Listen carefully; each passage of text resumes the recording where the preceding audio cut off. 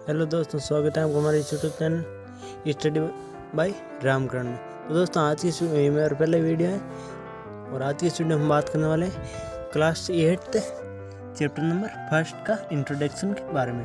Chapter number 1 है rational number यानी कि परिमेय संख्या। इसके बारे में हम आज इस वीडियो में इसके डिस्क्रिप्शन के इसके इंट्रोडक्शन के बारे में यानी कि इसका परिचय आज की इस वीडियो में जानने वाले हैं। तो चलिए दोस्तों, बिना देर किए हुए वीडियो करते हैं स्टार्ट। तो आपके परिमेय संख्या ज्ञात करने से पहले आपके आता है कुछ 2-3 परिभाषाएं, वो आप पहले वो पढ़ लो ताकि आपको परिमेय संख्या आसान हो जाएगी ज्ञात करने में। तो आपको पहले क्या आती है? प्राकृत संख्या। ये प्राकृत संख्या क्या होती है? यानी कि प्राकृत संख्या मतलब प्रकृति से मिलने वाली संख्या। प्रकृति से जो भी संख्या मिलती है, प्रकृति में हम जिस भी वस्तु की गणना करते हैं वो क्या कहलाते हैं? संख्या कहलाती है। अब संख्या क्या होती है? अब प्रकृति हम ऐसे तो गिनती नहीं कर सकते। यदि यहाँ पर हमारे 0 पेड़ पौधे हैं, ऐसे तो नहीं है ना। जहाँ पर पेड़ पौधे होंगे उनकी कुछ ना कुछ तो गिनती होगी। वही होती है परिमेय संख्या। यानी कि 1 से शुरू होकर परिमेय संख्या कहाँ तक चलती है? अनंत तक चलती है। 1 से शुरू होकर पर अनंत तक चलने वाली संख्याओं को क्या कहलाता है? परिमेय संख्या। और इसको किसे दर्शाते हैं? कैपिटल एन से, यानी कि नेचुरल नंबर, यानी कैपिटल एन। और फिर आता है आपके प्राकृत संख्या के बाद में आता है पूर्ण संख्या, यानी कि होल नंबर। इसे दर्शाता है कैपिटल डब्ल्यू से। अब कैपिटल डब्ल्यू होता क्या है? 1 से शुरू होकर के कहाँ तक चलती है प्राकृत संख्या? ये तो चलती है अनंत तक। अब इस प्राकृत संख्या में हम किसको शामिल कर देंगे? शून्य को शामिल कर देंगे। यानी कि प्राकृत संख्याओं के समुच्चय में शून्य को शामिल करने के बाद बना अंकों का समुच्चय या फिर अंकों का परिवार ही क्या कहलाता है? प्राकृत नहीं पूर्ण संख्या, यानी कि होल नंबर। अब होल नंबर होता क्या है? होल नंबर की स्पेलिंग क्या है आपके? HOLE। ये क्या होता है? होल होता है। होल मतलब एक छिद्र होता है, यानी कि एक छिद्र होता है होल का मतलब। और इसमें हम किस को जोड़ देंगे? वूल, यानी कि W को जोड़ देंगे तो क्या बन जाएगा? वूल नंबर। अब होल क्या होता है? छिद्र होता है, यानी कि 0 के समान ही होता है होल। अब 0 के समान होल होता है तो 0 शामिल हो जाएगी इसमें, यानी कि 0 से लेकर अनंत तक चलने वाली संख्याओं को क्या कहते हैं? पूर्ण संख्या कहते हैं। फिर और पूर्ण संख्या को दर्शाता हम कैपिटल W से। और फिर आता है आपके पूर्ण अंक, यानी कि इंटीजर नंबर। पूर्णांक संख्याएं, इंटीजर नंबर। पूर्णांक संख्याओं को हम दर्शाते हैं कैपिटल Z से। कैपिटल Z जहाँ भी लिखा होगा वहाँ समझ जाना आप, यहाँ पर पूर्णांक संख्याएं हैं। अब पूर्णांक संख्याएं होती क्या है? पूर्णांक संख्या यानी कि पूर्ण संख्याओं को धनात्मक या फिर ऋणात्मक चिन्हों के द्वारा दर्शाना ही पूर्ण अंक कहलाता है।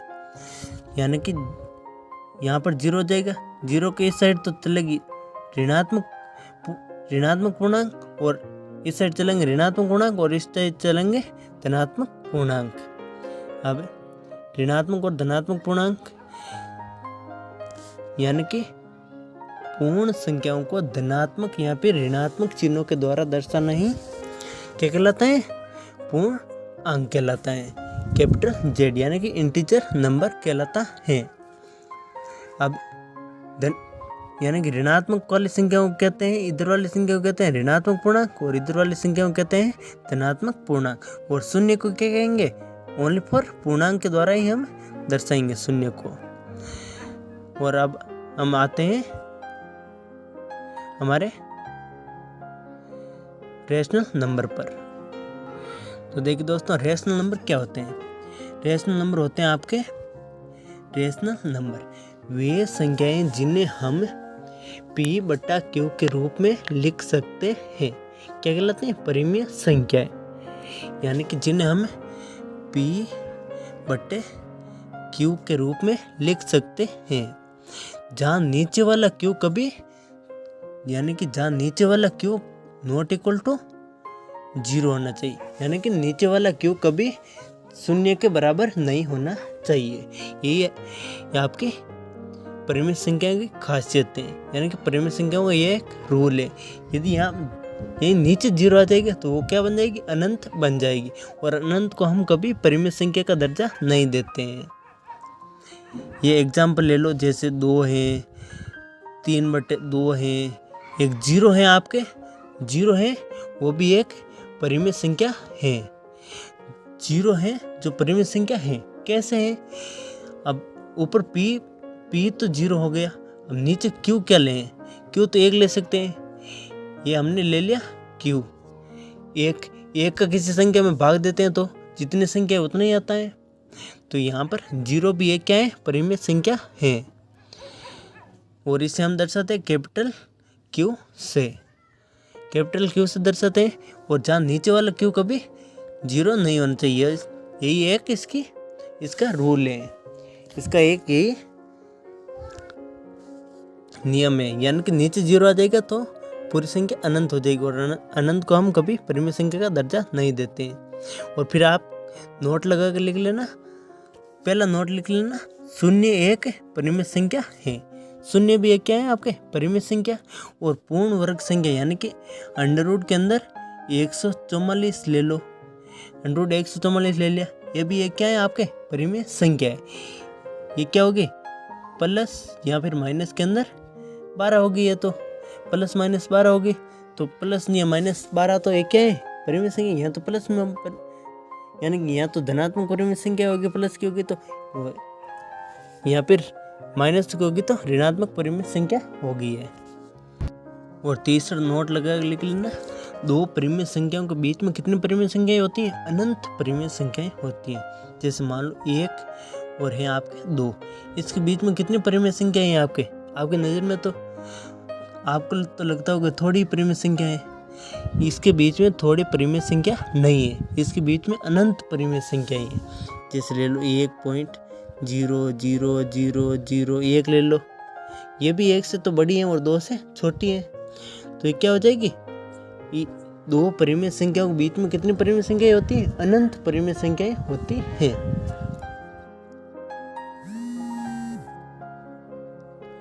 और तीसरा नोट एक नोट और लिख लेना, यानी अपूर्ण वर्ग संख्याएं कभी परिमित संख्याएं नहीं होती, वो अपरिमित संख्याएं होती है। ये अंडर रूट के अंदर 5 है जो अपरिमित संख्याएं हैं, not equal to Q, capital Q, यानी कि ये क्या है, अपरिमित संख्याएं हैं।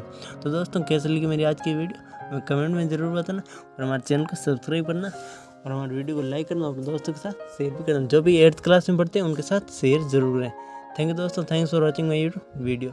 और हाँ दोस्तों, और हमारे दूसरे यूट्यूब चैनल को सब्सक्राइब करना, जिसकी लिंक आपको वीडियो के डिस्क्रिप्शन में मिल जाएगी। थैंक यू दोस्तों, thanks for watching my YouTube video. Thank you friend.